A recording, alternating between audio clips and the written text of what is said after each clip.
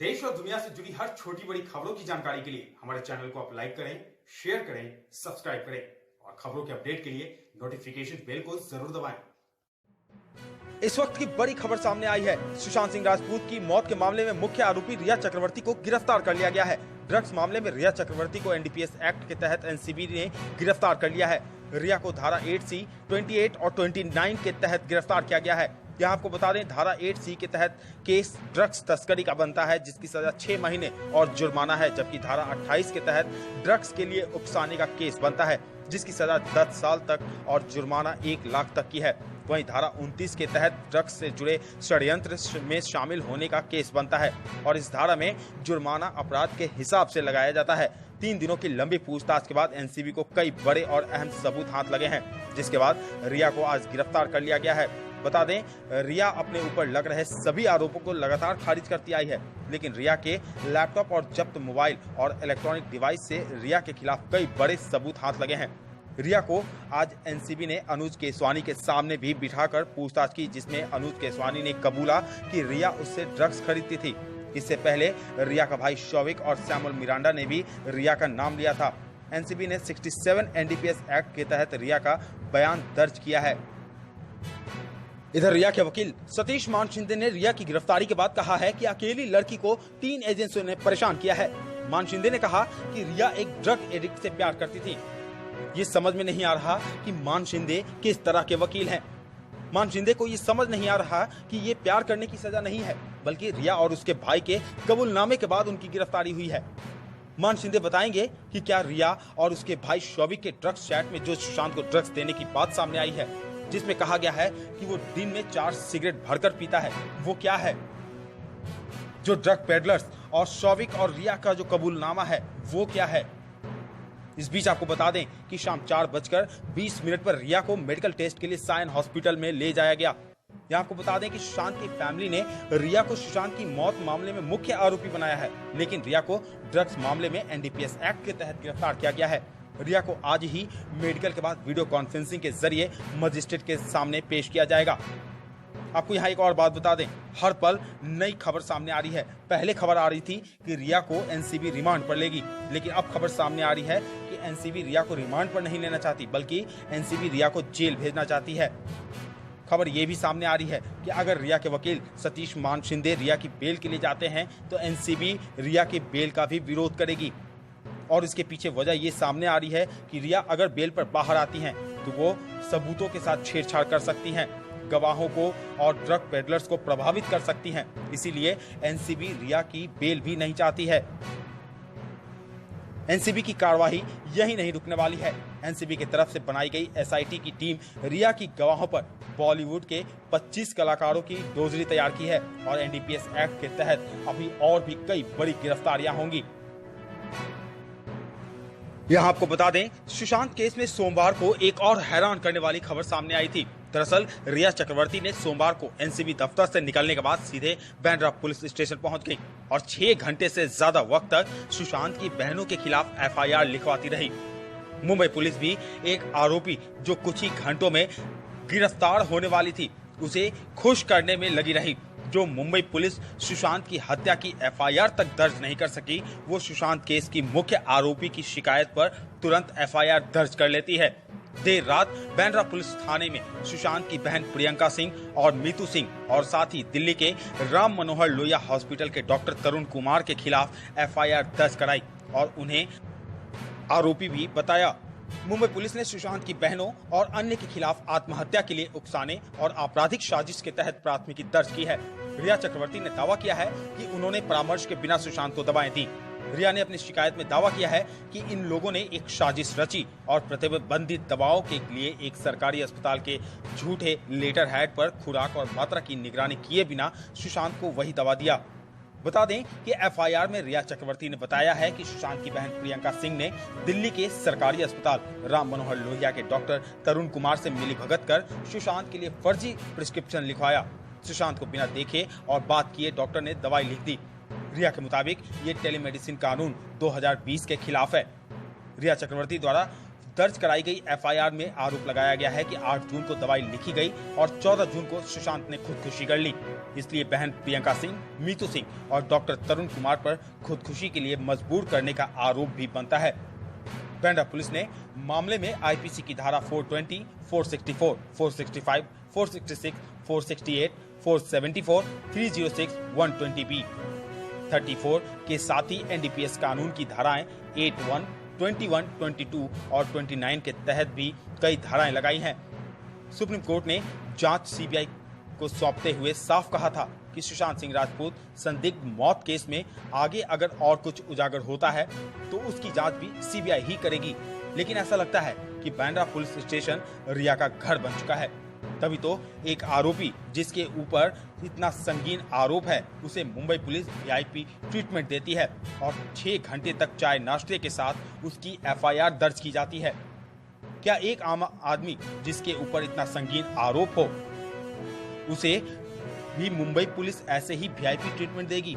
क्या रिया की तरह ही उस आम आदमी को भी मुंबई पुलिस के बड़े अफसर अपना कीमती वक्त 6 घंटा देंगे?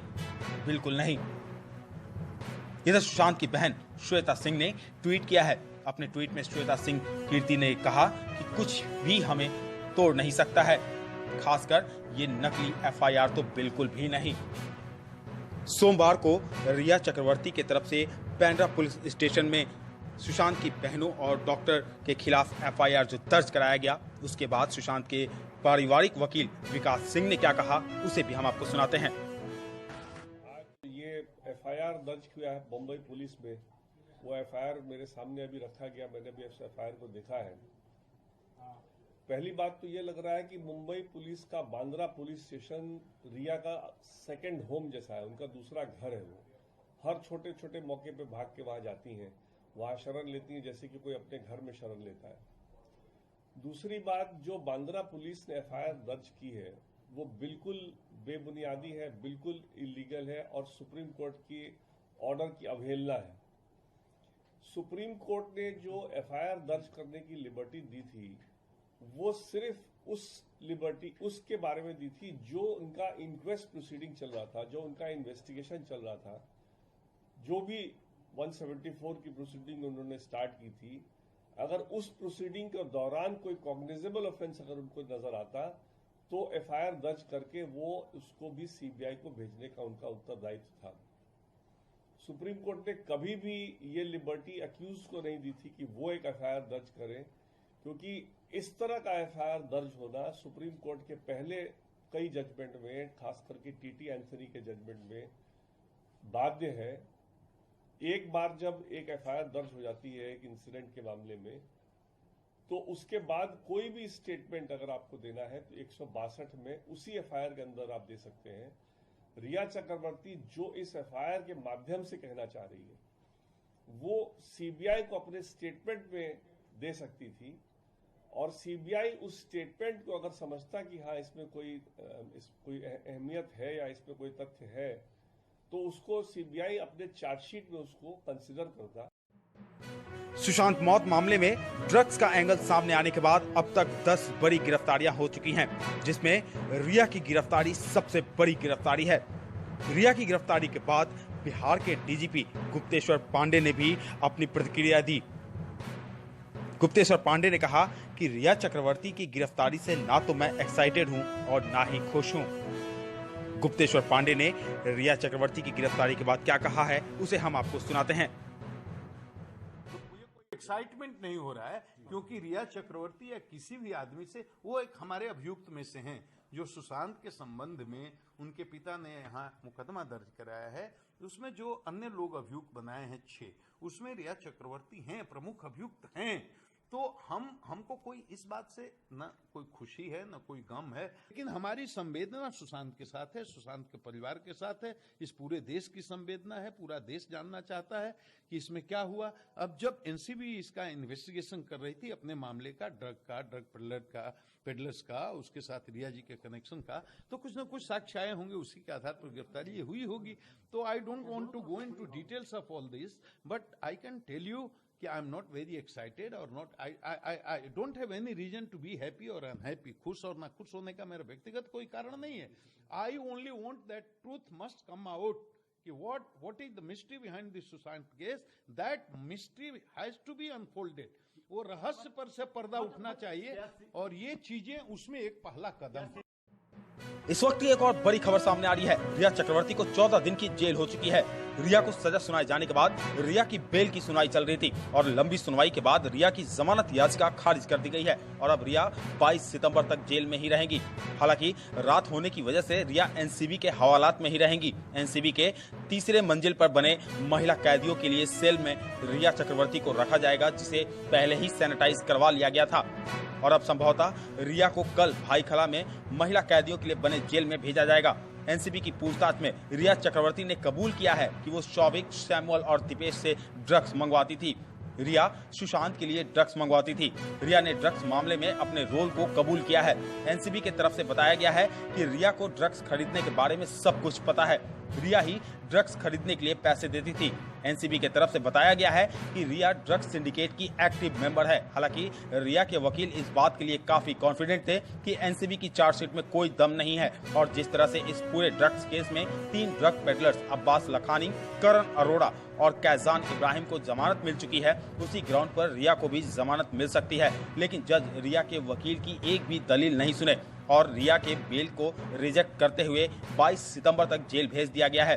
हालांकि रिया के वकील ऊपरी अदालत में जा सकते हैं, लेकिन अब 22 सितंबर तक रिया को जेल में ही रहना होगा।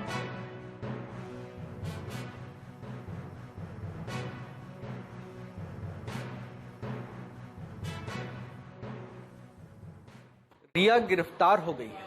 हम सभी ने शुरू से ही सीबीआई जांच की मांग की थी। जिस तरीके से महाराष्ट्र की सरकार और मुंबई पुलिस मामले को भटकाने में लगी थी, हमारी मांग थी कि सीबीआई जांच हो। जब सीबीआई जांच शुरू हुई तो उसमें ईडी की एंट्री हुई, आपने देखा एनसीबी की एंट्री हुई और परत दर परत रहस्य खुलते जा रहे हैं। हमें सिर्फ सुशांत के लिए न्याय चाहिए थी, लेकिन अभी कितने लोग, बड़े लोग इसकी जद में आएंगे वो देखना बाकी है। लेकिन मुझे लगता है कि जिस तरीके से गवाहों को धमकाने, सबूतों को मिटाने की कोशिश हुई, मामले को भटकाने की कोशिश हो रही है, लेकिन अंततः सुशांत के मामले में न्याय सीबीआई दिलाकर रहेगी, इस बात का हमें पूरा विश्वास है।